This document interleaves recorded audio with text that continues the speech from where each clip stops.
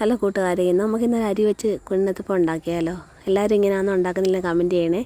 ഒരു 3 വെള്ളത്തിൽ കഴുകിയിട്ടാണ് അരി ഒതുക്കാനത്തെ. അരി കഴുകി ഒന്നുകൂടെ എടുത്ത് ആവശ്യത്തിനുള്ള തേങ്ങയും ശർക്കരയും ചേർത്ത്, പിന്നെ ഇച്ചിരി അരിപ്പൊടി പാവ് കാച്ചുന്നുണ്ട് കേട്ടോ. അരിപ്പൊടി കുറച്ച് വെള്ളം കൂടെ ചേർത്ത് പാവ് കാച്ചാനായിട്ട് കലക്കുന്നുണ്ട്. പിന്നെ ഈസ്റ്റാണ് ആദ്യം കലക്കി ഒഴിച്ചത്. ഞാൻ ആവശ്യത്തിനുള്ള ഈസ്റ്റ് കലക്കി ഒഴിക്കണം. കള്ളുണ്ടെങ്കിൽ കള്ളായാലും മതി, ഞാൻ ഈസ്റ്റാണ് ഒഴിച്ചത്. പാവ് കാച്ചിയത് കൂടെ അതിനകത്തോട്ട് ചേർത്ത് ആവശ്യത്തിനുള്ള ചോറും കൂടെ ചേർത്ത് എല്ലാം കൂടെ ഒന്ന് അരച്ച് കൊണ്ടുവരാം.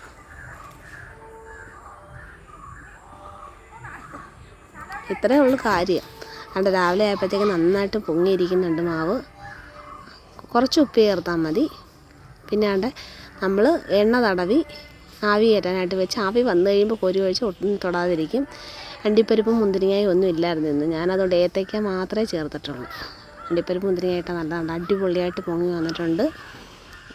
ഒന്നിലൊന്നിൽ തൊടാതെ പാത്രത്തിലെങ്ങും പറ്റാതെ സൂപ്പറായിട്ട് നമുക്ക് കിണ്ണത്തപ്പം ഉണ്ടാക്കിയെടുക്കാൻ പറ്റും കേട്ടോ. ഒന്ന് തണുക്കാൻ വെയിറ്റ് ചെയ്യണം. കുറച്ച് വെള്ളം ഒഴിച്ചൊരു പാത്രത്തിനകത്തോട്ട് വെച്ചാൽ പെട്ടെന്ന് തണുക്കും. തണുത്ത് കഴിഞ്ഞാൽ അടിവശമൊക്കെ നല്ല സൂപ്പറായിട്ട് വന്നിട്ടുണ്ട്.